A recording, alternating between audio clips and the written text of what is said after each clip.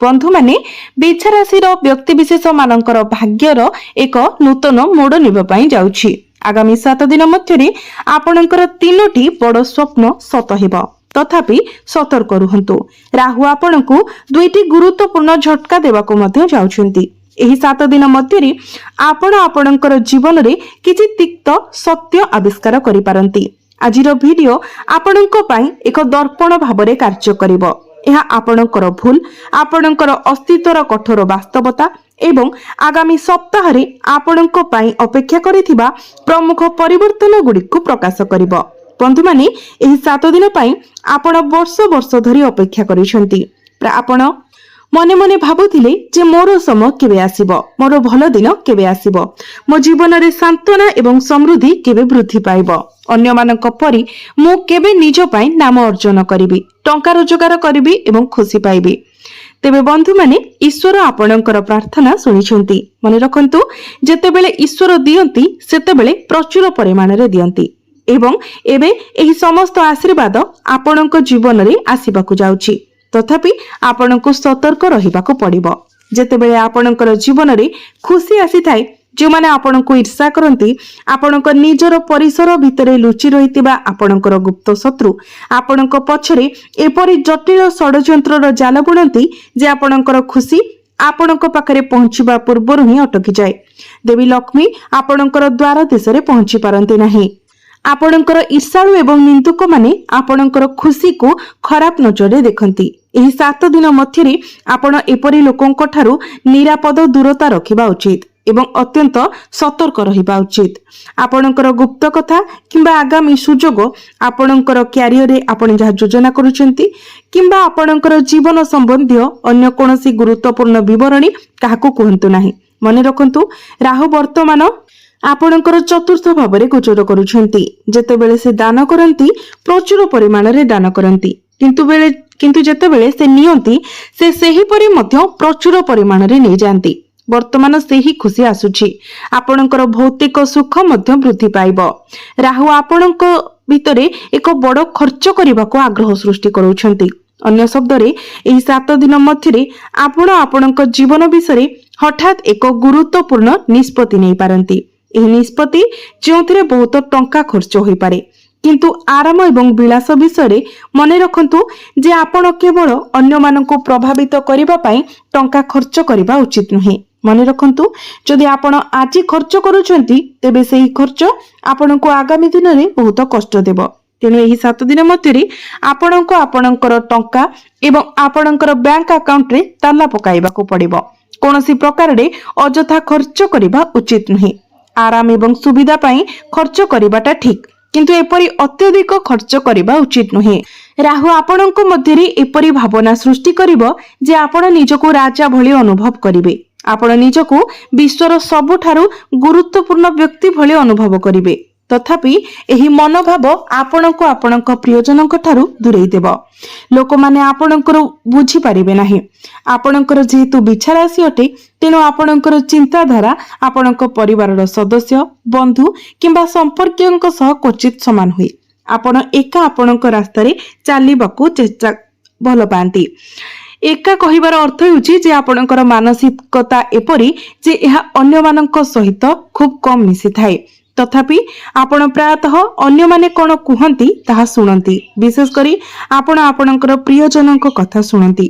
आपण बहुत कम निज हृदयर कथा सुनंती। वास्तव रे आपण केबे भी प्रकृत रे आपणकर हृदयर इच्छा प्रति ध्यान देई नाहंती। उदाहरण स्वरूप जेतेबेले आपण किछि गोटे पोशाक किनिबाकू मार्केट को जानती, आपण कहार मतामत खोजंती, आपणकर पार्टनर कर, आपणकर निजस्व पसंद आउ आपणक पई कोनोसी मूल्य रखे नाही। तथापि एही 7 दिन मध्यरे आपणको प्रत्येक विवरणी प्रति अत्यंत सतर्कता अवलंबन करिबाकू पड़िबो। तेनु एही 7 दिन कोन हेबो मु आपणको विस्तार भाबरे कहिबाकू जाउछि। तेबे ता पूर्वरु आपण माने प्रथमे भिडियोटी को लाइक करी चैनल टी को सब्सक्राइब करि दियंतु एवं कमेंट बॉक्स रे भक्ति एवं श्रद्धार सहित जय श्री जगन्नाथ, जय मां लक्ष्मी निश्चय लिखंतु। तो बंधु माने राहु एबे आपणकर चतुर्थ भाबरे गोचर करूछंती। चतुर्थ भावटी को समस्त प्रकार भौतिक सुखर भाव बोली माना जाय तो एठारे आपण को बहुत समय धरी द्वंद्व एवं अस्थिरता देखा देउछि। ଏହା ଆପଣଙ୍କୁ ହଠାତ୍ ସାନ୍ତ୍ୱନା ପ୍ରଦାନ କରେ ଏବଂ ହଠାତ୍ କିଛି ଆପଣଙ୍କ ଠାରୁ ଛଡ଼ାଇ ନେଇଯାଏ। ଏହା ବ୍ୟତୀତ ଆପଣଙ୍କର ଋଣ ଗୃହ ଏବଂ ଶତ୍ରୁ ଗୃହ ଅର୍ଥାତ୍ ଷଷ୍ଠ ଭାବରେ ମଙ୍ଗଳ ଏବଂ ବୁଧଙ୍କର ସଂଯୋଗ ସୃଷ୍ଟି ହୋଇଛି। ଆପଣଙ୍କୁ ଏହି ପରିସ୍ଥିତି ବିରୁଦ୍ଧରେ ମଧ୍ୟ ସତର୍କ ରହିବାକୁ ପଡ଼ିବ, କାରଣ ଏହି ସମୟରେ ଆପଣଙ୍କର ବିରୋଧୀ ମାନେ ସକ୍ରିୟ ହେଉଛନ୍ତି। ଏହା ସହିତ ଶୁକ୍ର ମଧ୍ୟ ରାଶି ପରିବର୍ତ୍ତନ କରିବେ, ଯାହା ଆପଣଙ୍କ ଜୀବନରେ ଏକ ଚମତ୍କାର ନୂତନ ପରିବର୍ତ୍ତନ ଆଣିଛି। ଏହି ପରିବର୍ତ୍ତନ ଆପଣଙ୍କର ସମ୍ପର୍କ ଉପରେ ଗଭୀର ସକାରାତ୍ମକ ପ୍ରଭାବ ପକାଉଛି। ଯଦି ଆପଣ ପ୍ରେମ କରୁଛନ୍ତି, ଆପଣଙ୍କର ପ୍ରେମ ଜୀବନରେ ପୂର୍ବରୁ କିଛି ସମସ୍ୟା ଲାଗି ରହିଥିଲା, କୌଣସି ପ୍ରକାରର ମତଭେଦ ମନାନ୍ତର ଲାଗି ରହିଥିଲା, ସେସବୁ ଏବେ ଦୂର ହୋଇଯିବ। ଆପଣଙ୍କ ମଧ୍ୟରେ ଭଲ ପାଇବା, ଆପଣଙ୍କର ଆଭା ଏବଂ ଶକ୍ତି ଏପରି ସକାରାତ୍ମକତା ବିକିରଣ କରିବ ଯେ ଆପଣଙ୍କର ଶତ୍ରୁମାନେ ମଧ୍ୟ ଏବେ ଆପଣଙ୍କର କଥା ଶୁଣିବେ। ସମସ୍ତେ ଆପଣଙ୍କର ପ୍ରତ୍ୟେକ ନିଷ୍ପତ୍ତିକୁ ଗ୍ରହଣ କରିବେ। ତଥାପି ମନେ ରଖନ୍ତୁ ଯେ ଏବେ ବି ଆପଣଙ୍କୁ କିଛି ସତର୍କତାର ଆବଶ୍ୟକତା ରହୁଛି, କାରଣ ବର୍ତ୍ତମାନ କେତୁ ମଧ୍ୟ ନକ୍ଷତ୍ରରେ ଅବସ୍ଥିତ। ଏହି ବିଶେଷ ଘର ଆପଣଙ୍କର ଭାଗ୍ୟକୁ ନିୟନ୍ତ୍ରଣ କରେ। ତେଣୁ ବନ୍ଧୁଗଣ, ଯଦି ଆପଣ ଏହି ସମୟ ମଧ୍ୟରେ ଟିକେ ସତର୍କତା ଅବଲମ୍ବନ କରନ୍ତି, ତେବେ ସବୁକିଛି ଚମତ୍କାର ଭାବରେ ସାମ୍ନାକୁ ଆସିବ। ଏହି ଭିଡିଓରେ ମୁଁ ଆପଣଙ୍କୁ କେଉଁ ହଠାତ୍ ଝଟକା ଅନୁଭବ ଆପଣ କରିପାରନ୍ତି ଏବଂ ଆପଣଙ୍କର କେଉଁ ସ୍ୱପ୍ନ ସତ ହେବାକୁ ଯାଉଛି ସେ ବିଷୟରେ ସମସ୍ତ ବିବରଣୀ ଦେବାକୁ ଯାଉଛି। ତେଣୁ ବିଛା ରାଶିର ବ୍ୟକ୍ତିବିଶେଷ ମାନେ ବର୍ଷ ବର୍ଷ ଧରି ଆପଣ ଯେଉଁ ଭୁଲ କରି ଆସୁଛନ୍ତି ତାହା ପୁନରାବୃତ୍ତି କରିବା ବନ୍ଦ କରନ୍ତୁ। ଏହା ବ୍ୟତୀତ ମନେ ରଖନ୍ତୁ ଯେ ଏହି 7 ଦିନ ମଧ୍ୟରେ ଆପଣଙ୍କୁ ଅତ୍ୟନ୍ତ ସତର୍କତାର ସହିତ ଚାଲିବାକୁ ପଡ଼ିବ। ପ୍ରତ୍ୟେକ ପଦକ୍ଷେପକୁ ବହୁତ ଚିନ୍ତା କରି ନେବା ଉଚିତ। ମୁଁ ଆପଣଙ୍କୁ କହିବି ଯେ କେଉଁ ଭୁଲ ଗୁଡ଼ିକ ଏଡ଼ାଇବାକୁ ପଡ଼ିବ ଏବଂ ଆପଣ କେଉଁ ପ୍ରତିକାରମୂଳକ ପଦକ୍ଷେପ ନେବା ଉଚିତ। ତେବେ ବନ୍ଧୁମାନେ, ଏହି 7 ଦିନ ମଧ୍ୟରେ ଆପଣଙ୍କ ମଧ୍ୟରେ ଖର୍ଚ୍ଚ କରିବାର ଆଗ୍ରହ ସୃଷ୍ଟି ହେବ। ଆପଣ ଆପଣଙ୍କର ସ୍ୱପ୍ନ ପୂରଣ କରିବାକୁ ଚେଷ୍ଟା କରି ଆରାମ ଏବଂ ସୁବିଧା ପାଇଁ ଖର୍ଚ୍ଚ କରିବାକୁ ଇଚ୍ଛା କରିବେ। ଆପଣଙ୍କର ଆରାମ ପାଇଁ ଏକ ଦୃଢ଼ ପସନ୍ଦ ବିକଶିତ ହେବ। ଆପଣ ଆଳସ୍ୟର ଶିକାର ହେବେ। ଆପଣ ଶୋଇବା ଏବଂ ବିଶ୍ରାମ ନେବା ପାଇଁ ଏକ ଅତ୍ୟଧିକ ଇଚ୍ଛା ଅନୁଭବ କରିବେ। ଆପଣ ଏକ ବିଳାସପୂର୍ଣ୍ଣ ଜୀବନଶୈଳୀ ଲୋଭ କରିବେ ଏବଂ ଏଥିପାଇଁ କ'ଣ ଆବଶ୍ୟକ? ଟଙ୍କା ଅତ୍ୟନ୍ତ ଜରୁରୀ। ଆପଣ ଆପଣଙ୍କର ସଂଗୃହୀତ ସଞ୍ଚୟ ଖର୍ଚ୍ଚ କରିବେ। ଏହା ବ୍ୟତୀତ ଯଦି ଆପଣଙ୍କ ପାଖରେ ପାଣ୍ଠିର ଅଭାବ ଅଛି, ତେବେ ଆପଣ ଆପଣଙ୍କର ଆରାମ ଏବଂ ବିଳାସ ପାଇଁ ଋଣ ମଧ୍ୟ ନେଇପାରନ୍ତି। ଆପଣ ଏକ ଋଣ ନେବାକୁ ଚିନ୍ତା କରିପାରନ୍ତି ଏବଂ ବାସ୍ତବରେ ଆପଣ ଏକ ସୁରକ୍ଷିତ କରିବା ସହଜ ପାଇବେ। ଆପଣ ଉଚ୍ଚ ସୁଧ ହାରରେ ଋଣ ନେଇପାରନ୍ତି, କିନ୍ତୁ ପରେ ଯେତେବେଳେ ସେଗୁଡ଼ିକୁ ପରିଶୋଧ କରିବାର ସମୟ ଆସିବ, ସେତେବେଳେ ବହୁତ ଅସୁବିଧାର ଆପଣ ସମ୍ମୁଖୀନ ହେବେ। ଆପଣଙ୍କର ମନ ଏତେ ବିଚଳିତ ହୋଇଯିବ ଯେ ଆପଣଙ୍କର ନିକଟତର କେହି ଜଣେ ପ୍ରିୟଜନ ଆପଣଙ୍କୁ ଭଲ ପରାମର୍ଶ ଦେଲେ ମଧ୍ୟ ଆପଣ ତାହା ଶୁଣିବେ ନାହିଁ, କାରଣ ରାହୁ ଆପଣଙ୍କ ମଧ୍ୟରେ ଅହଙ୍କାରର ଭାବନା ସୃଷ୍ଟି କରିଥିବେ। ରାହୁର ପ୍ରଭାବ ସୂଚାଇ ଦିଏ ଯେ ଆପଣ ବ୍ରହ୍ମାଣ୍ଡର କେନ୍ଦ୍ର, ଅର୍ଥାତ୍ ଆପଣ ଭାବିବେ ଯେ ମୁଁ ହିଁ ସବୁକିଛି, ମୁଁ ହିଁ ବହୁତ ବଡ଼, ତେଣୁ ମୋର ଅନ୍ୟ କାହା କଥା ଶୁଣିବା ଆବଶ୍ୟକ ନାହିଁ। ଏହି ମାନସିକତା ଆଗାମୀ 7 ଦିନ ମଧ୍ୟରେ ଆପଣଙ୍କ ପାଇଁ ଅତ୍ୟନ୍ତ କ୍ଷତିକାରକ ସାବ୍ୟସ୍ତ ହୋଇପାରେ। ତେଣୁ ସତର୍କ ରୁହନ୍ତୁ। ଏହି ସମୟ ମଧ୍ୟରେ ଆପଣଙ୍କର ଟଙ୍କା କୌଣସି ସ୍ଥାନରେ ନିବେଶ କରନ୍ତୁ ନାହିଁ। ଯଦି ଆପଣ ଆରାମ ଏବଂ ବିଳାସରେ ଖର୍ଚ୍ଚ କରିବାକୁ ଚାହାନ୍ତି, ତେବେ କେବଳ ଏପରି ସ୍ଥାନରେ କରନ୍ତୁ ଏବଂ ଏପରି ପରିମାଣରେ କରନ୍ତୁ ଯେଉଁଠାରେ ଟଙ୍କା ହଜିଗଲେ ମଧ୍ୟ ଆପଣଙ୍କ ପାଇଁ କୌଣସି ଫରକ ପଡ଼ିବ ନାହିଁ। ଏହାପରେ ମଙ୍ଗଳ ଏବଂ ବୁଧଙ୍କର ଏକ ସଂଯୋଗ ସୃଷ୍ଟି ହେଉଛି।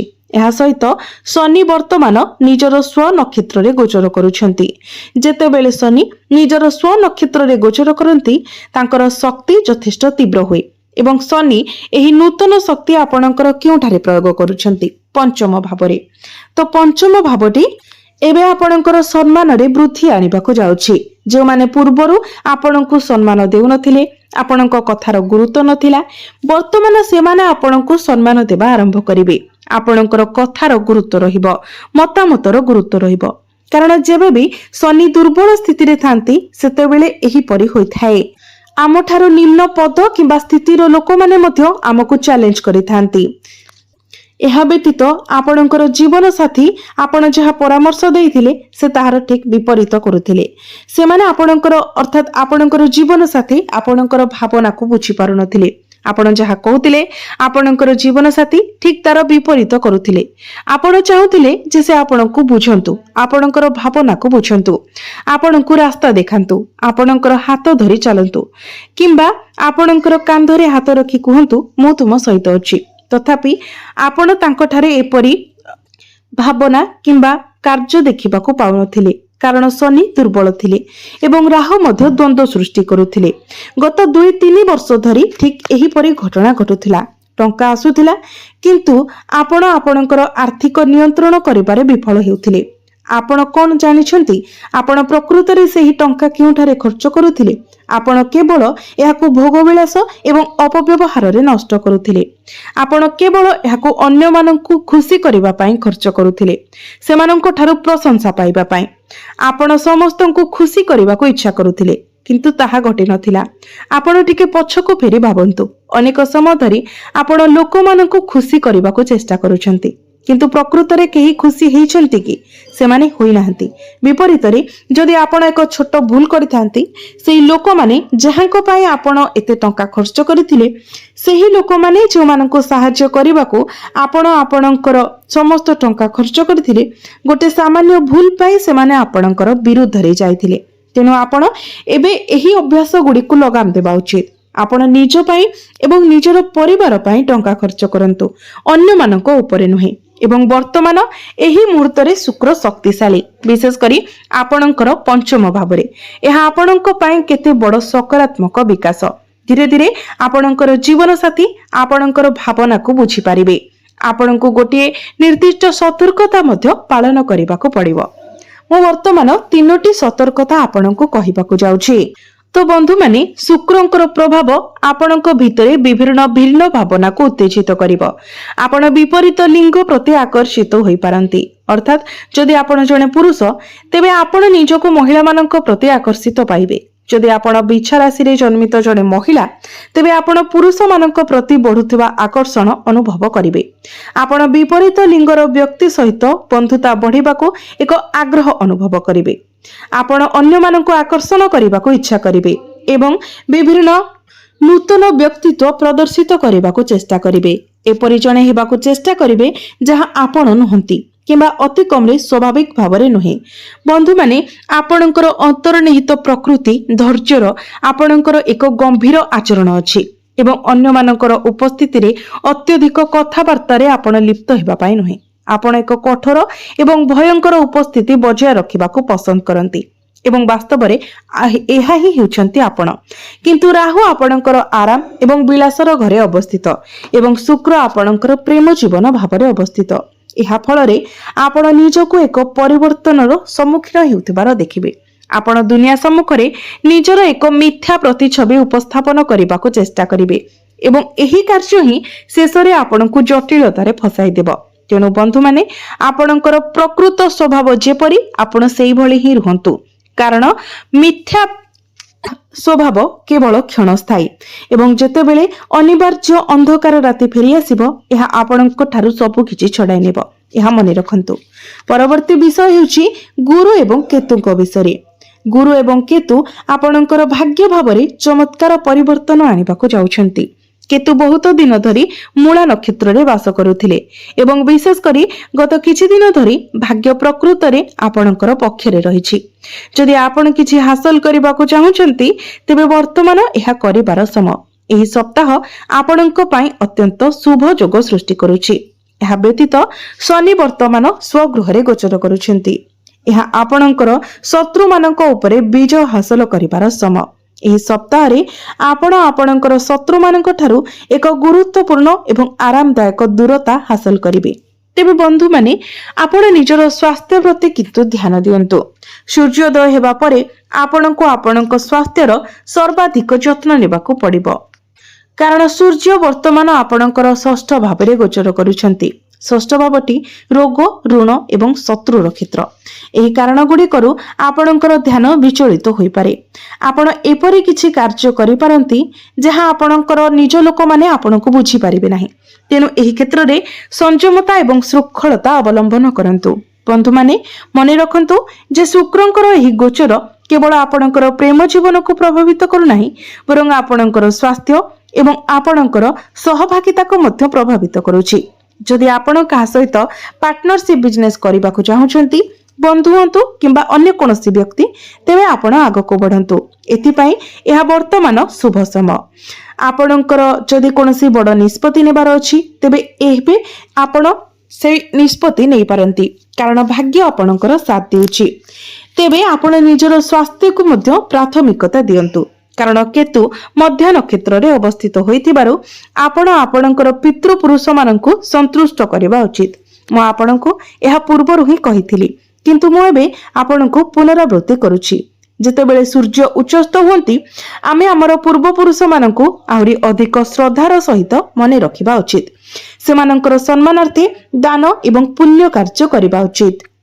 ଆପଣ ଅଭାବୀ ଲୋକମାନଙ୍କୁ ପୋଷାକ ଦାନ କରିପାରିବେ ଏବଂ ମନେ ରଖନ୍ତୁ, ନିଜର ପୁରୁଣା ବ୍ୟବହୃତ ପୋଷାକ ନୁହେଁ, ଆପଣ ନୂତନ ପୋଷାକ ଦାନ କରନ୍ତୁ।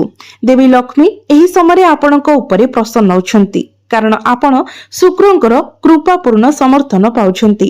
ଫଳସ୍ୱରୂପ ନିଶ୍ଚିତ କରନ୍ତୁ ଯେ ଆପଣ ଆପଣଙ୍କର ଘର ଭିତରେ ସ୍ୱଚ୍ଛତା ଏବଂ ପରିଷ୍କାର ପରିଚ୍ଛନ୍ନତାର ଧ୍ୟାନ ରଖୁଛନ୍ତି। ଆପଣ ପ୍ରତିଦିନ ନିଜର ଗୃହରେ କିଛି ଗଙ୍ଗା ଜଳ ସିଞ୍ଚନ କରନ୍ତୁ। ଆପଣଙ୍କୁ ଅଧିକ ମାତ୍ରାରେ ଶୁଭ ଫଳ ପ୍ରାପ୍ତି ହେବ। ତେବେ ବନ୍ଧୁମାନେ, ଆପଣଙ୍କର ଜୀବନ ମଙ୍ଗଳମୟ ହେଉ, ଏହା ହିଁ ଈଶ୍ୱରଙ୍କ ନିକଟରେ ମୋର ପ୍ରାର୍ଥନା। ଧନ୍ୟବାଦ।